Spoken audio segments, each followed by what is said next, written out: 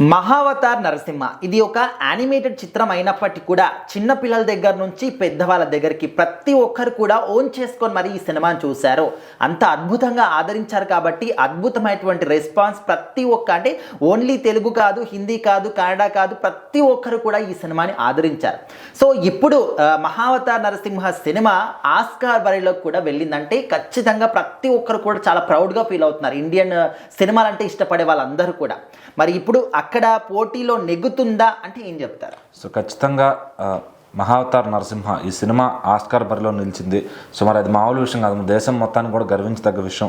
So ఎందుకంటే దాదాపు 30-40 సినిమాల్లో నుంచి ఈ సినిమాని ఎంచుకున్నారు మన ఇండియన్ సినిమాలో నుంచి. సో అక్కడ ప్రపంచవ్యాప్తంగా పోటీ ఇవ్వగలిగిందంటే మామూలు విషయం కాదు. జనరల్గా మన సినిమాలను ఎక్కువ తీసుకోరు. సో బాగా అంటే దేశవ్యాప్తంగా ప్రపంచవ్యాప్తంగా కొంచెం కీర్తించబడితేనే ఆ సినిమాని తీసుకుంటారు అనమాట. సో మరి ఆస్కార్ రేస్లో కూడా చాలామంది ప్రపంచం నలుభాషలు అందరూ వస్తూ ఉంటారు. సో మరి అక్కడికి మన సినిమా వెళ్ళింది అంటే అది మామూలు విషయం కాదు. మరి ఇప్పుడు అసలు వస్తున్న ఇదేంటంటే ఈ సినిమా తెలుగు వాళ్ళదా, కన్నడ వాళ్ళదా, హిందీ వాళ్ళదా అని చెప్పి అందరూ మాదంటే మాదని చెప్పి వాళ్ళు ఓన్ చేసుకుంటున్నారు. బట్ ఆస్కార్ స్టేజ్కి వెళ్ళింది కాబట్టి.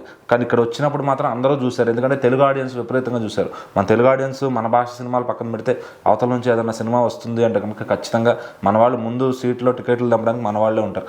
సో మరి ఈ సినిమా క్రెడిట్స్ మన వాళ్ళకి వస్తాయా, నిర్మించారు అంటే మొత్తం డబ్బులు పెట్టారు కాబట్టి హొంబాలే వాళ్ళకి వస్తాయా, లేదంటే డైరెక్టర్ హిందీ అతను కాబట్టి హిందీ వాళ్ళకి క్రెడిట్ వెళ్తుందా అని చెప్పి దాని గురించి అయితే సోషల్ మీడియాలో ఫుల్గా చర్చ జరుగుతుంది.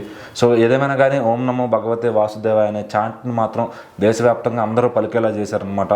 సో ఈ జనరేషన్కి ఆ గొప్పతనం చెప్పాలి, అసలు ఆ స్టోరీ చెప్పాలి, ఆ ప్రహ్లాదుడి స్టోరీ చెప్పాలి అనే ఒక థాట్ ఏదైతే ఉందో అది చాలా మంచిదనమాట.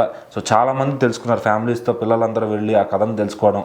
సో దాన్ని మళ్ళీ అంటే ఎందుకంటే మన పెద్దవాళ్ళు చెప్తా ఉన్నప్పుడు ఒక జనరేషన్ విన్నారు.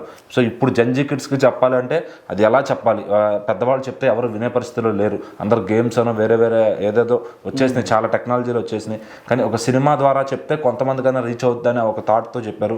అది చాలామందికి మొత్తం భారతీయ వ్యాప్తంగా అందరికీ బాగా రీచ్ అయింది అది.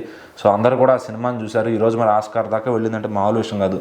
సో మరి ఆస్కార్ దాకా వెళ్ళి మన RRR టీం వాళ్ళు నాటుకైతే ఆస్కార్ తెచ్చుకున్నారు. మరి ఇప్పుడు వీళ్ళు కూడా ఈ యానిమేటెడ్ సిరీస్తో అక్కడ వాళ్ళని మెప్పిస్తారా, ఆస్కార్లో కూర్చున్న వాళ్ళని. అందులో మళ్ళీ మన రాజమౌళి గారు కూడా ఆస్కార్లో ఒక మెంబర్ అనమాట.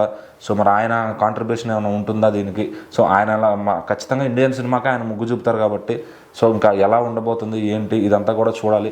సో మహావతార్కి కూడా ఆస్కార్ ఏదో కేటగిరీలో రావాలని చెప్పి మన వాళ్ళంతా మొక్కుకుంటున్నారు. సో వస్తే ఇంకా వచ్చిన తర్వాత మళ్ళీ వాళ్ళకి దేశవ్యాప్తంగా వాళ్ళ కీర్తిని మనం ఎక్స్పెక్ట్ కూడా చేయలేమన్నమాట. సో ఆస్కార్ బరిలో అది గెలిచి మంచి అవార్డులు తీసుకుని రావాలని చెప్పి మన వాళ్ళందరూ కోరుకుంటున్నారు.